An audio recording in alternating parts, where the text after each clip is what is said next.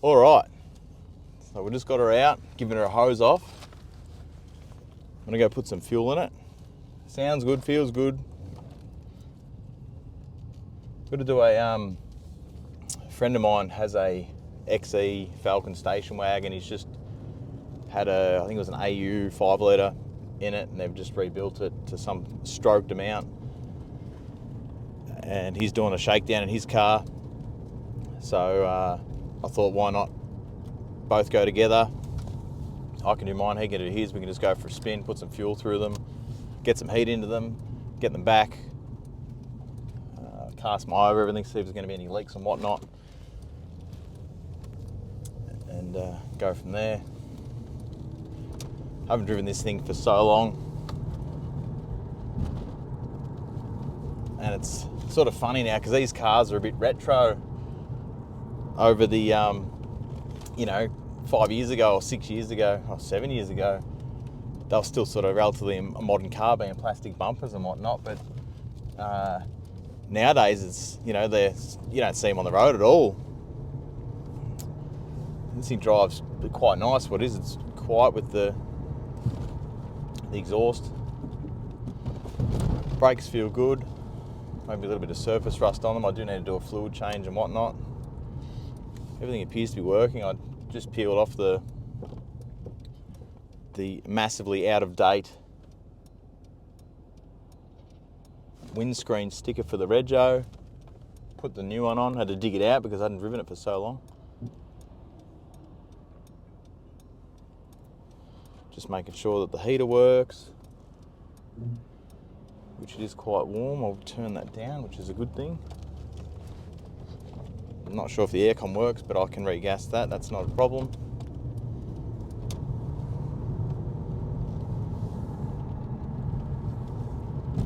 Feels good.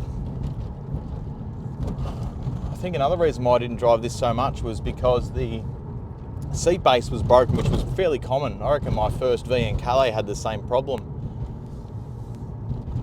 And you'd be sort of throwing yourself back. So I ended up buying just a set of rails off eBay, and I forgot that I'd put them in. I sat in, I'm like, oh, the seat's fixed, great. So I'm pretty sure the main reason I stopped driving this was just because it was waiting for that repair job, and then it just got stuck under the hoist for so long.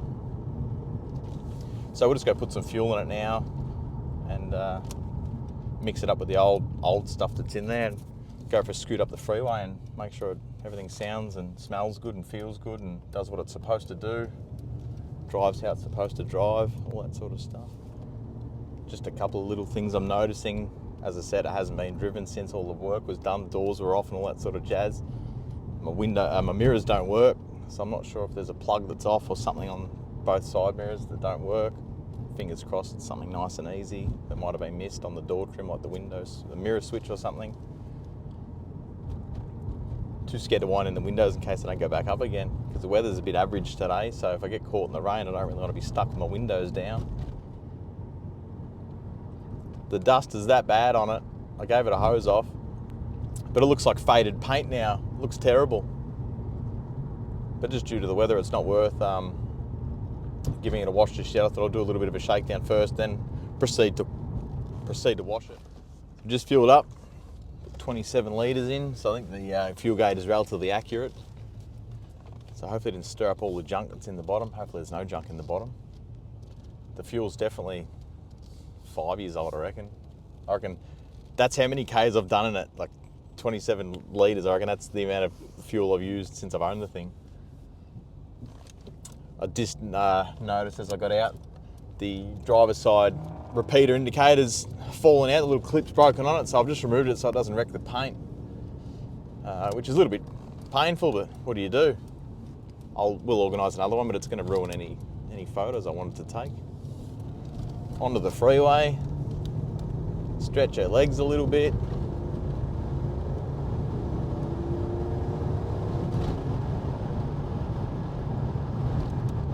What a weapon. Wish my mirrors worked. She feels nice though.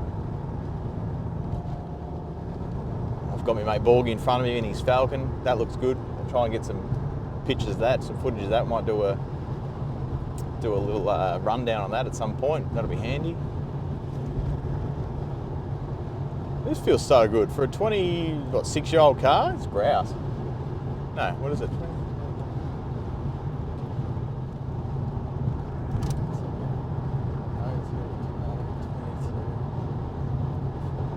32 years old this thing is. Holy moly.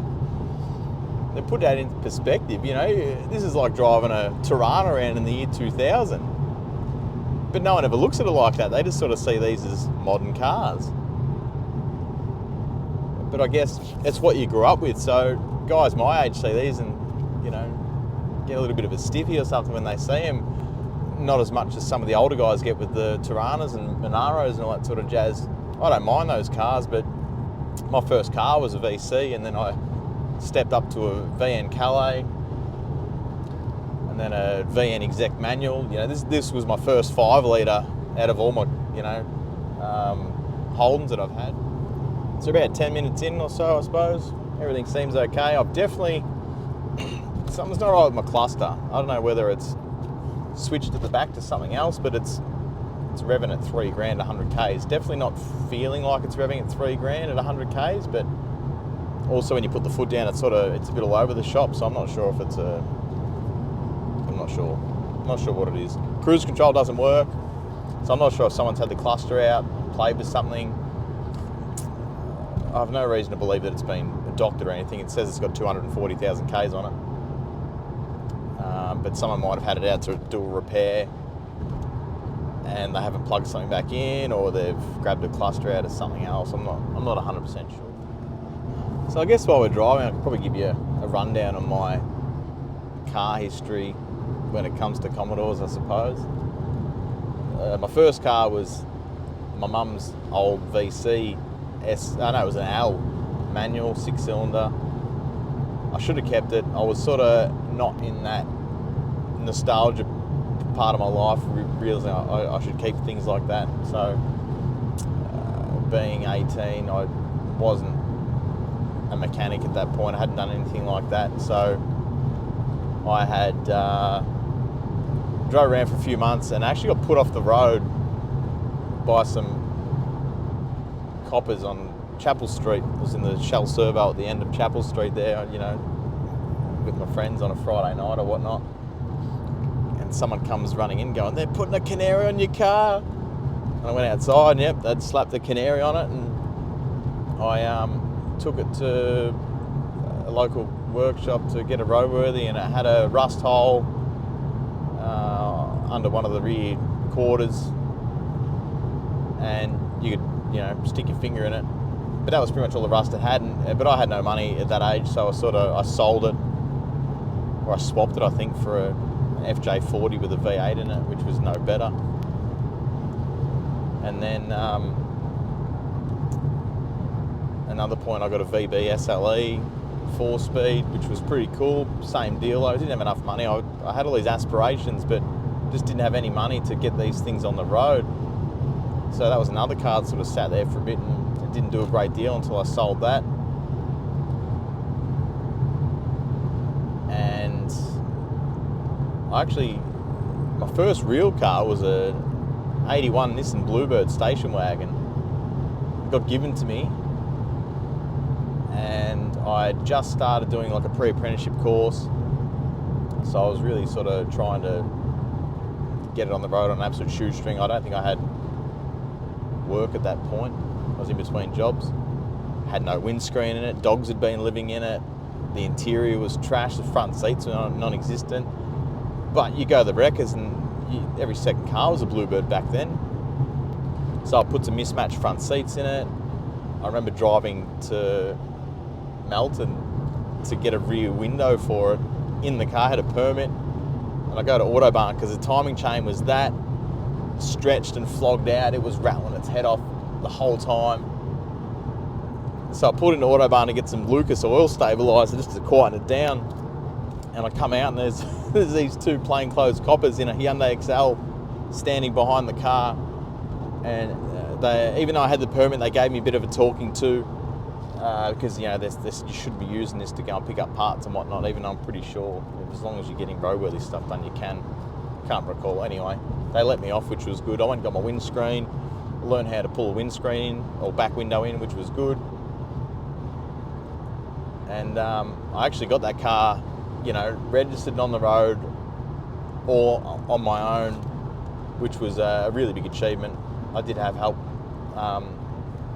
from a friend and also my mate, Mr. Borg, who we made some custom Nissan door cards with some marine carpet and some cardboard, which was pretty grouse, especially when you're 18.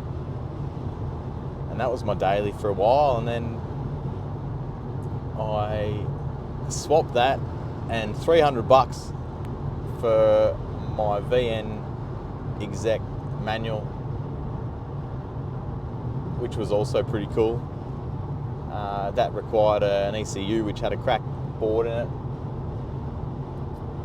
And then at the same time, my mum purchased a VS, and she had an old VN Calais which she had nothing but dramas with. So I inherited that as well, which was kind of cool, having two cars.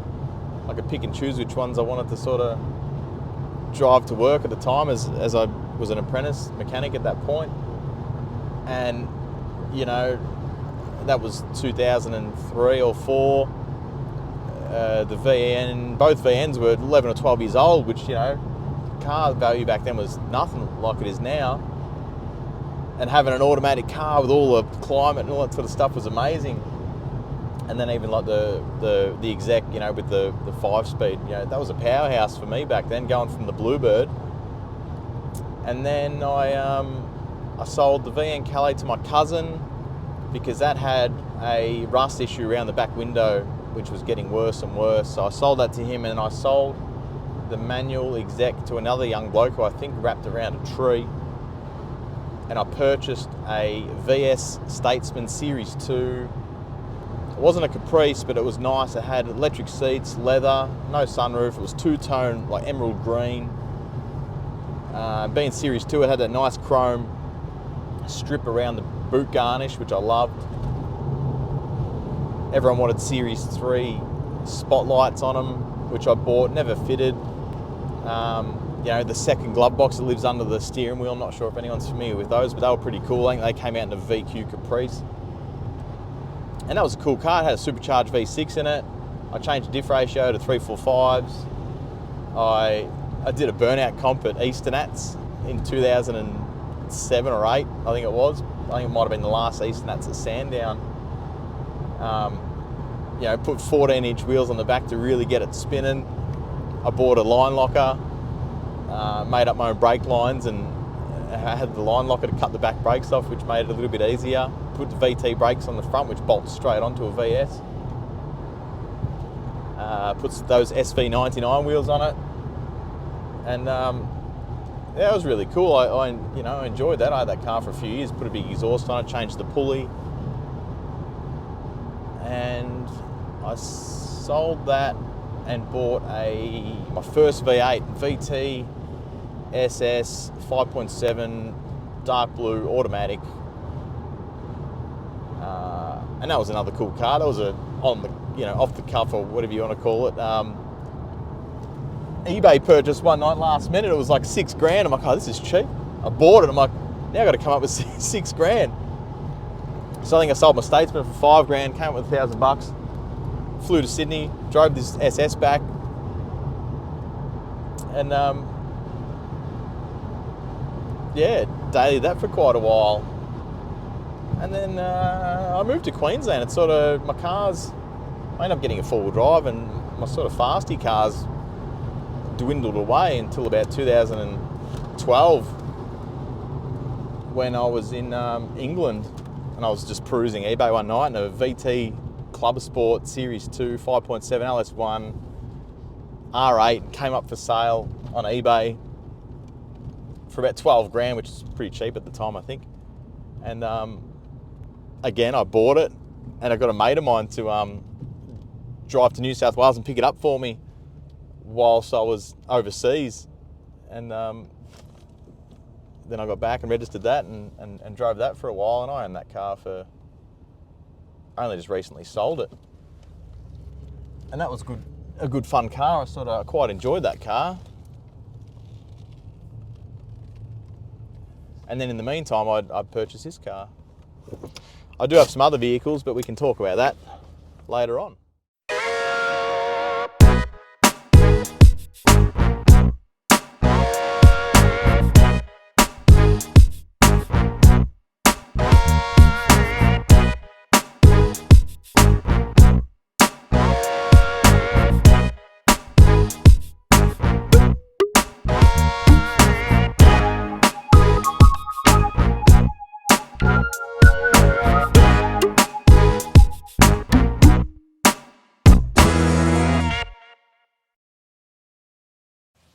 Just did a obligatory stop just to make sure everything's okay. Done 50 Ks, so everything seems to be alright. There's touch wood, no leaks or anything like that.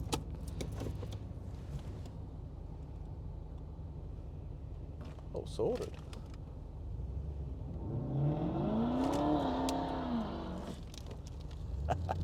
I don't know if you heard that. That was Borgie and his Falcon. In a controlled environment, of course. Well, we're 100 Ks down. I'm very happy with how it's performing. You can't beat that 5 litre sound. Even if it's standard, you get that induction noise through the airbox. Very asthmatic. But it drives good. Got out the little orange tabs on the door lock get stuck on the driver's side, so the remote central locking won't work. But I'm pretty sure there's reproduction versions of those, so that'll be another thing for another day. Just like everything else I'm finding that's not working, just have a play around. You know, it is a 30-year-old car, but I reckon this is the longest I've ever driven in one stint. So yeah, really looking forward to putting some Ks on. I did notice when I stopped and pulled up, the crunchiness in the heater hoses is sort of softened up a bit, so I will still change them, but it's amazing how when it's sitting there not being used, they go all crunchy, and as soon as you get some heat into it, it sort of softens it all up. Hoping the fresh fuel's done it some good as well. But all in all, I'm really happy with how it's performing and how it's driven. Like, I feel like I could just jump in this car and drive it, 3 hours tomorrow with no issues. According to the trip computer, it's doing about 11.5 litres to the 100, which you just don't know whether it's true or not. So, yeah. Changing to the narrower tyres seems to have fixed the scrubbing issue that it used to have. I've hit a few bumps now, and I definitely haven't heard any scraping on the front, which is good. From memory, it used to be quite audible when it happened. So that's a good sign. I just noticed in the back seat there, I've got some plugs and leads and an air filter, I think, which I bought, which saved me buying some more. I knew I had some things for it, but I couldn't remember where I'd put them, where I'd find them, I suppose. Yeah, I'm thoroughly enjoying it. I hope you guys are too. Hopefully it's not too boring. Hopefully fixing this microphone has solved some of my problems as well. I need to do some more shakedown runs.